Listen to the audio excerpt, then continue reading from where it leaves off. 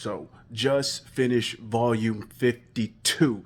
And basically, we just had a monkey sit on top of the ceiling fan and just completely have the runs because it was just more than shit hitting the fan at this point.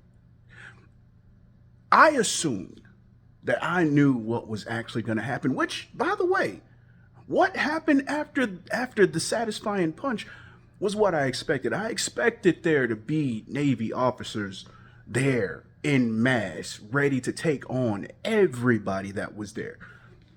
What I didn't expect was what happened after, but let's pause that for a second. Rayleigh comes in on some boss energy. And when he knocked out her, which is cool because they're starting to drip feed us the stuff with the hockey power and everything. I enjoy that. Crazy enough, and I'm sorry for this, because I meant to talk about the stuff that I did like over the last volume, but so much had happened that I didn't even get a chance to. So I'm going to do that at some point. The same thing with the A stuff. I have not forgot. Have not forgot. It just slipped my mind a few times with everything that's been going on. Now, back to this. Cool. Love the fact that you had Kid and Law join up with Luffy for that moment to take on the Navy officers, which their powers confusing as hell, but dope as all fuck. Now, we get to the situation where we find out about Rayleigh. Dope too. Love that. And he's going to go ahead and coat the ship for free.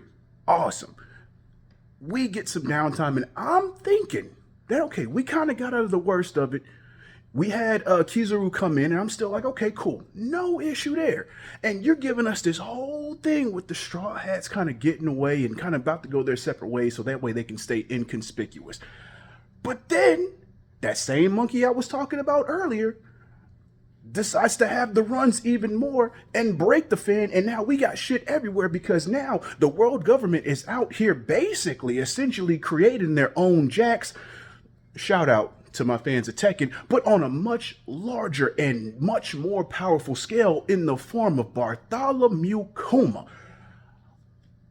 When that fight happened, I have never had my butthole pucker up so much after that because I thought we was about to lose Zoro because when Kizaru came in and everybody's tired and all out of sorts and you give me that shit and I'm like, oh, what the fuck? And then Rayleigh comes in and then stops that shit. And then the real Kuma comes in out of nowhere and then poofs Zoro.